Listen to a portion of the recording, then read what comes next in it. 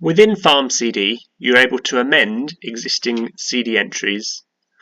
I'll show you an example by going into this register here for oxycodone. If we scroll down to the bottom here to the most recent entry, you can see an entry has been made out for a supply made to a patient, but some of the details in here are wrong. One option that we have is to void this entry and then to make a new entry with the correct details. However, we can also use the amend entry functionality, and what that will do is void the entry and make a new entry in place with the correct details, but it will be quicker and it will reduce the risk of us introducing new errors into the corrected entry. So to amend an entry, we click on the entry that's been made and then click on the amend entry button here. This pop-up tells us that we're about to amend the existing entry if we proceed, and that it will void the existing entry and make a new entry in place. Not all details within the entry can be amended.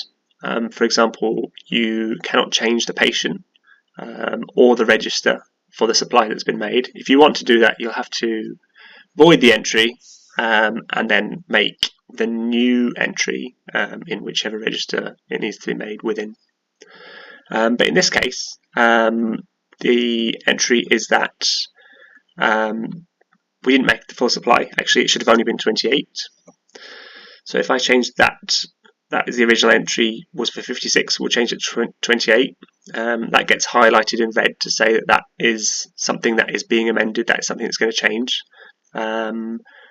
We can see that originally we did ask the patient for ID and we recorded that they didn't provide it, but actually they did provide it, so we'll change that to yes. And again, that's highlighted red because it's different to the entry that was originally made.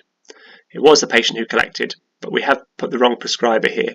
So we're going to change that, type in the details of the prescriber that we're looking for, and select that. And again, that's highlighted in red because it's something that's different from the existing entry. The entry date is correct, that's today, so we'll leave that as is, and we'll click on amend. Success. Okay, if we scroll down to the bottom of the register now, we can see three things. So the entry that was already there, it's now highlighted in kind of an orange-yellow colour. If we click on that, we can see the reason for that is this is a voided entry.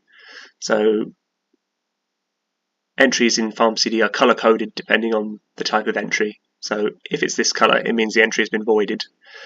So when this entry was made, the balance reduced by 56 because we had made an entry out for a quantity of 56, and that brought the new balance to 84.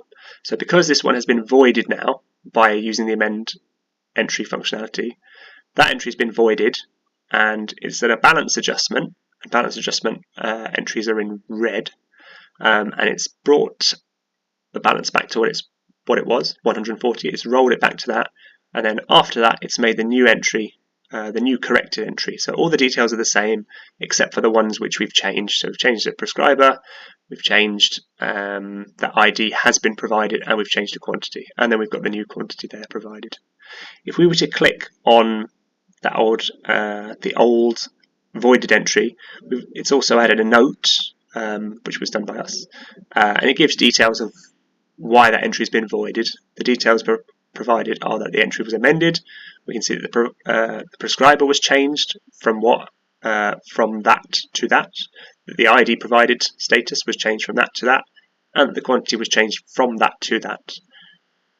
And also the balance adjustment is also provided a reason for why the balance has been amended, and it's because that entry above was voided.